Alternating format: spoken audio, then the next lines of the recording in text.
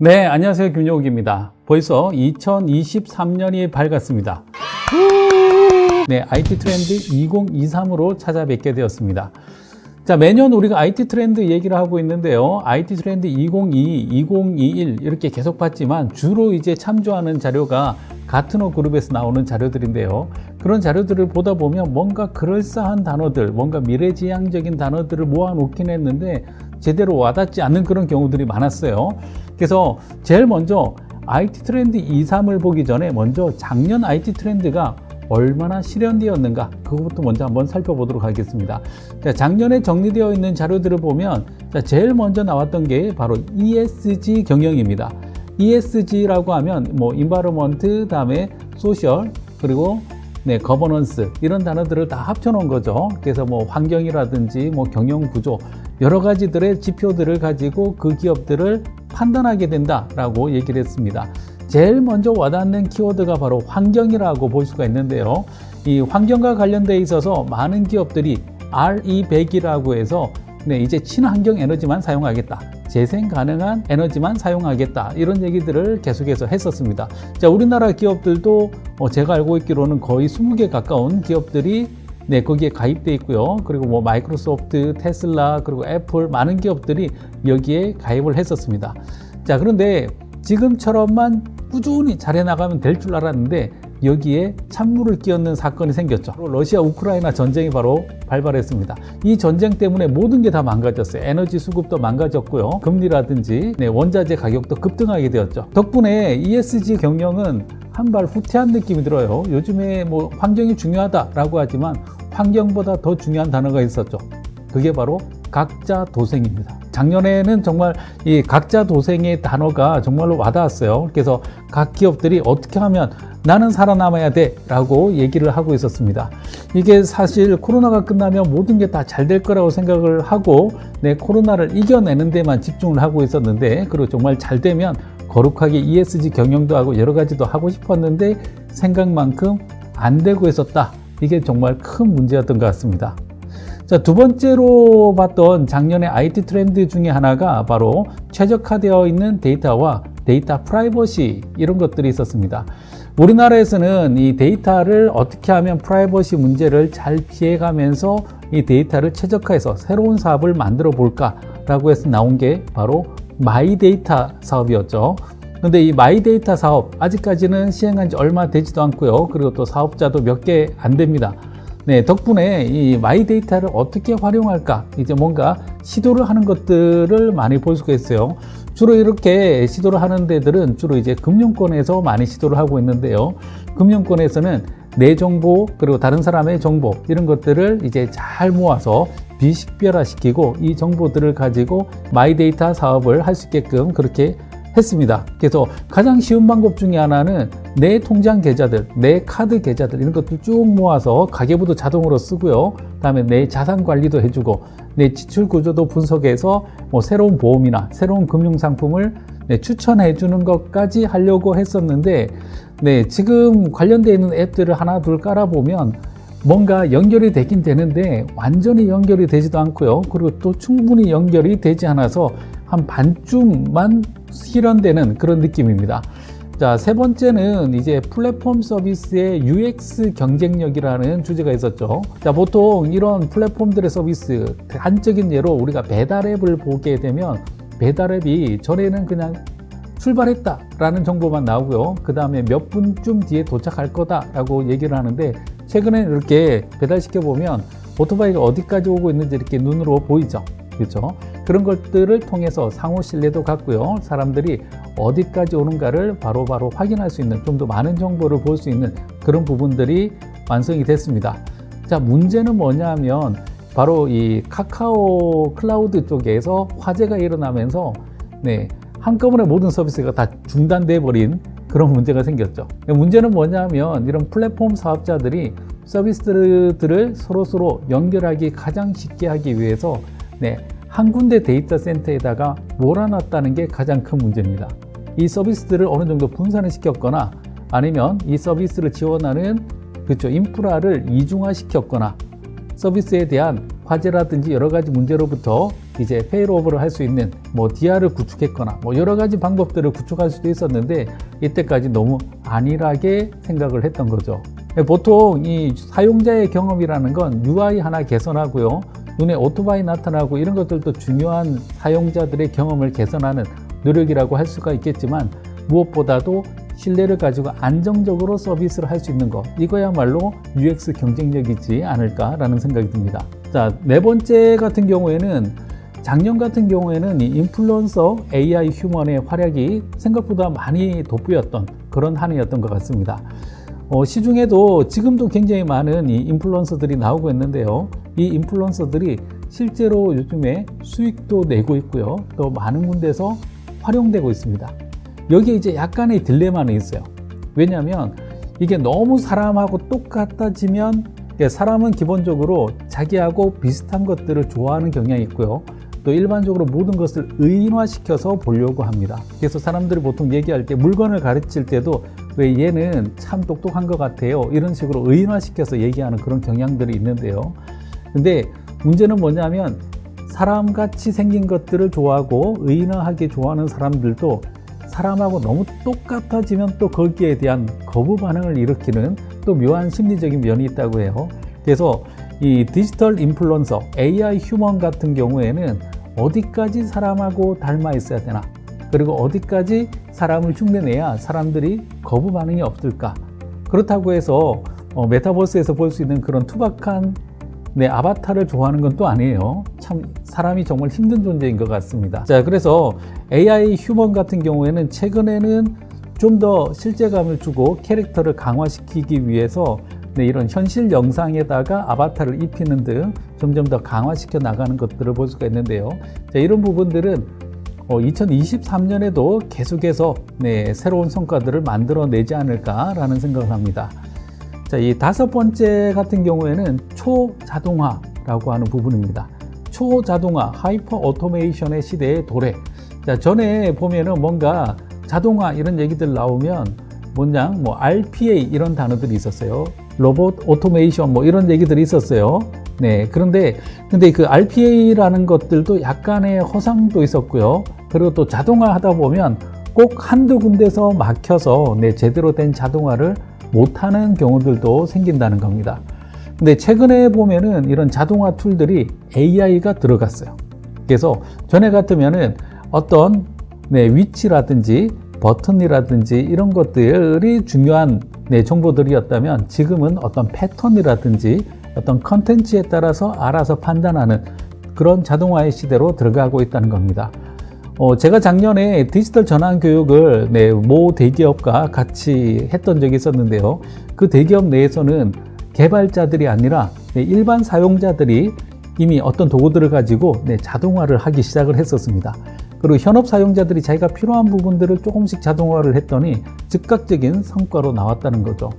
시중에 찾아보면 자동화와 관련되어 있는 도구들이 꽤 많이 나와 있으니까요. 이 자동화, 뭐 여기서 얘기하고 있는 하이퍼 오토메이션까지 가려면 여전히 시간은 필요하겠지만, 내 업무 중에서 필요한 아주 간단한 부분들은 바로 파워 오토메이션과 같은 도구들을 가지고 바로바로 시도를 해볼 수가 있을 것 같습니다. 자, 그 다음에 나오는 단어가 바로 이 고객 경험, 그리고 전체 경험, 이런 얘기를 하고 있어요. 자, 이제는 그냥 유저 익스피어런스 개념이 아니라 토탈 익스피어런스라고 해서 이제 전체 경험까지 얘기를 하고 있습니다. 이 전체 경험이라는 건 하나하나의 단위에서 느껴지는 사용자들의 경험이 아니라 이 전체를 누릴 수 있는 어떤 경험들을 얘기를 하고 있는 거죠. 단적인 예로 보면 요즘에 또 전기차 플랫폼들 이런 것들이 많이 나오고 있잖아요. 근데 이 전기차 플랫폼 하면은 보통 우리가 알고 있는 기업들 테슬라, 현대 이런 기업들이 요즘에 생각이 나겠지만, 이쪽으로 얘기를 하자면 오히려 LG전자가 또 떠오르는 그런 부분들이 있습니다. LG전자 같은 경우에는 전기차 사업에 직접 뛰어들지는 않고 있어요. 근데 전기차에 들어가는 가전에 굉장히 신경을 쓰고 있는 거죠. 그래서 그걸 이제 전기차에 들어가는 모듈러 가전이라고 보통 얘기를 하는데요. 전기차 안에 이렇게 탁 꽂으면 거기에 커피 머신도 들어가고요. 그리고 또 거기에 냉장고, 오디오, 그리고 각종 디스플레이 장치들, 그리고 게임기 이런 것들을 전부 다 모듈화시켜서 전기차에다가 이렇게 탁탁 꽂으면 그걸 바로 사용할 수 있는 경험이 되는 거죠. 이 얘기는 뭐냐 하면 집에서부터 시작한 어떤 경험이 자동차를 타고 이동하는 동안에도 계속 그 경험이 연결되는 겁니다. 집이라는 경험이 바로 자동차까지 확장되는 거죠. 그리고 그게 사무실까지도 같이 연결되는 겁니다. 이런 경험들이 여기서 얘기하고 있는 토탈 익스피어런스라고 얘기하는 분야인데요. 앞으로도 이런 경험들이 어떻게 더 확장되어 나갈 건지는 역시 2023년에 좀 더 지켜봐야 될 분야지 않을까라는 생각이 듭니다.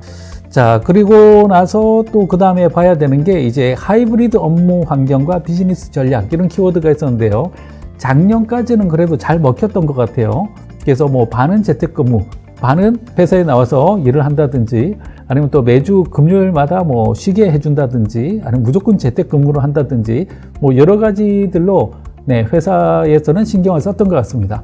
그리고 사람들도 막상 재택근무를 해보니까 일이 다 되더라는 거죠.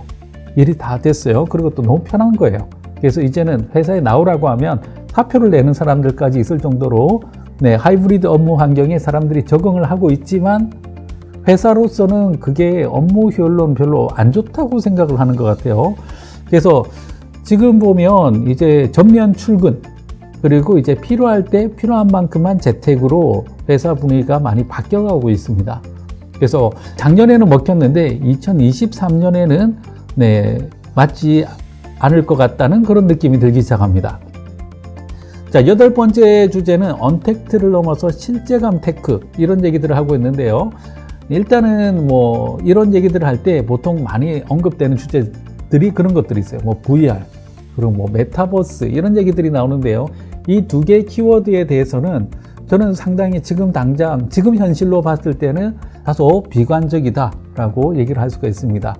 자, 그런데 뭐 지금 실제감 테크라고 얘기를 했을 때 보통 어디에서 이런 것들을 많이 쓰일까라고 봤더니 뭐 최근에는 아바타 3D, 아바타 4DX 이런 데에서는 계속 쓰이고 있어요. 그래서 다른 쪽에서는 다 잘 안 되는 것 같은데 영화 산업에서는 조금 더 발달하고 있을 것 같다라고 얘기를 합니다. 사람들이 기대하는 거하고요, 실제로 구현되는 기술 간의 어떤 격차는 여전히 있지 않을까라는 생각이 듭니다. 자, 헬시 플레저와 디지털 관리. 자, 사람들이 자기 건강 관리 어떻게 하는가 여전히 관심이 많죠. 이쪽으로 뭐 체중계도 사고 여러 가지도 했지만 정확하게 어떤 결과를 만들어내고 있는 회사는 여전히 애플인 것 같습니다. 자, 지금 화면에 나와 있는 게 애플의 애플워치 울트라죠. 울트라 같은데 정말 크기도 크고요. 가격도 울트라한 그런 제품이긴 한데 굳이 여기까지 안 사더라도 웬만한 애플워치 최신 세대를 사면 뭐 심전도부터 시작해서 산소 포화도까지 굉장히 많은 지표들이 나오고 있어요. 그리고 이제는 그 지표들이 있을 때 의사들이 그 지표들을 하나둘 받아들이기 시작을 했습니다. 그런 면에 있어서 애플워치가 이쪽으로는 굉장히 많이 트렌드를 리드하고 있다라고 얘기를 할 수가 있고요. 그리고 여러 제품들이 있는데 거기에 대해서 신뢰도라든지 나타나는 데이터의 오차 범위라든지 이런 것들에 대해서 사람들이 전부 다 생각을 하기보다는 그냥 애플워치라고 얘기를 하는 상황까지 온 것 같습니다. 그래서 이쪽 분야는 애플이 계속해서 앞질러 나갈 거고요. 애플의 또 새로운 버전의 또 애플워치라든지 아이폰이 나왔을 때 또 비슷한 또 발전들이 계속해서 추가되지 않을까라는 생각이 듭니다. 자, 그 다음에 사회적 과시 욕구와 득템력 이런 것들은 이제 계속해서 이어지겠죠. 이것들을 가장 잘 보일 수 있는 쪽은 바로 인스타그램이지 않을까라는 생각이 듭니다. 자, 제가 길게 얘기했었는데요. 그러면 이제 2023년에는 뭐가 달라질 것인가? 자, 여러 가지 이야기들이 있어요. 자, 그런데 이 중에서 가장 제가 중점을 두고 있는 건 바로 10번입니다. 자, 지속 가능한 안정적으로 발전할 수 있는 그런 기술들을 지금 10번으로 뽑았는데요. 저는 이 10번이 1번부터 9번을 모두 다 흡수하는 가장 큰 주제다라고 얘기를 하고 있습니다. 자, 여전히 얘기를 할 때 우리가 빠뜨리지 않고 얘기를 해야 되는 거, 바로 아직까지 우크라이나 전쟁이 진행 중에 있습니다. 그렇기 때문에 세계적인 경제 불황도 계속해서 이어지고 있고요. 또 미래가 경제가 어떻게 될 건지에 대해서도 여전히 불안한 측면들이 있죠. 이게 결과적으로 보면 어떻게 나오냐면 이렇게 불안한 시기에는 미래 성장 산업보다는 지금 현재 실적을 바로바로 낼 수 있는 산업들이 주목을 받게 됩니다. 자, 미래 성장 산업이라고 하면 어떤 게 있을까요? 미래 성장 산업 중에 가장 대표적인 회사가 바로 테슬라였죠. 바로 이 테슬라 같은 경우에는 대표적인 미래 성장 산업이었습니다. 테슬라의 실적을 보면 전기차 같은 경우에 다 합쳐봐야 1년에 100만 대 만들면 아주 잘 만들었다고 칭찬을 들었어요. 근데 다른 회사들 보면 1000만 대, 2000만 대 이렇게 막 자동차들이 쏟아져 나오는데 달랑 100만 대 만들고 칭찬을 들을 수 있었던 거는 이 회사는 앞으로도 계속 잘할 거야 라고 하는 성장주였던 거죠. 근데 갑자기 사회가 이렇게 어지러워지고 미래를 예측하기 힘든 상황이 되니까 성장주에 대한 가치가 쭉쭉 빠지고 있는 것을 볼 수가 있습니다. 네, 물론 이제 일론 머스크가 트위터 같은 걸 잘못 사면서 이제 또 실수를 했다라고 보는 입장들도 있는데 가장 큰 원인은 성장주에 대한 기대치가 꺾이고요. 지금 당장 이 난국을 헤쳐나갈 수 있는 이 어두운 시기를 거쳐나갈 수 있는 실질적인 캐시카우들을 가지고 있는 성장주에 대한 집중이 더 중요했다라고 얘기를 할 수가 있겠죠. 앞으로는 이 안정적인 성장을 이룰 수 있는 가치가 어디에서 나오는가, 이게 또 굉장히 중요한 관건이 될 것 같습니다. 여기에는 또 지금 이 시대에 또 가장 중요한 두 명의 사람이 있죠. 이 두 사람이 앞으로 어떤 행보를 하느냐에 따라서도 굉장히 많은 변화를 갖게 될 것 같습니다. 자, 그 다음에 또 중요한 것 중에 하나가 바로 이 아리백이 있는데요. 이 안정적인 성장을 위해서는 탄소로부터 어떻게 하면은 분리시킬 수 있는 산업을 할 수 있는가, 이런 것들도 굉장히 중요하죠. 그래서 IT 기업들을 볼 때 아리백을 얼마나 달성할 수 있을 것인가에 대한 기대도 좀 같이 봐줘야 될 것 같습니다.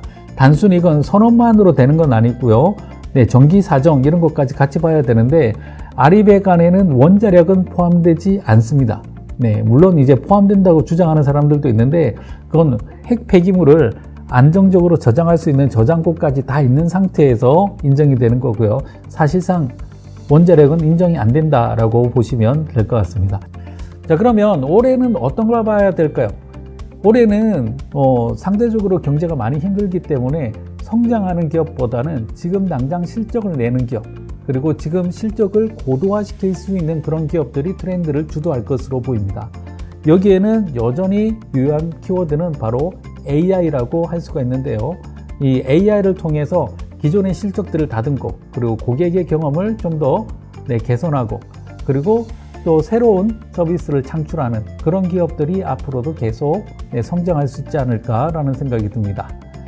자, IT 트렌드 2023이라고 했지만 거의 2022를 다시 한번 리뷰하는 시간들을 많이 가졌고요. 2023에 있어서는 안정적인 성장이라는 키워드 하나를 가지고 얘기를 했습니다. 네, 그래서 올해는 저는 이제 이 AI 쪽에 어떤 식으로 여러분들이 접근하면 좋을 건지, 이런 컨텐츠들도 한번 잘 만들어서 전달해 드리도록 하겠습니다. 네, 오늘 컨텐츠는 여기까지 준비했습니다.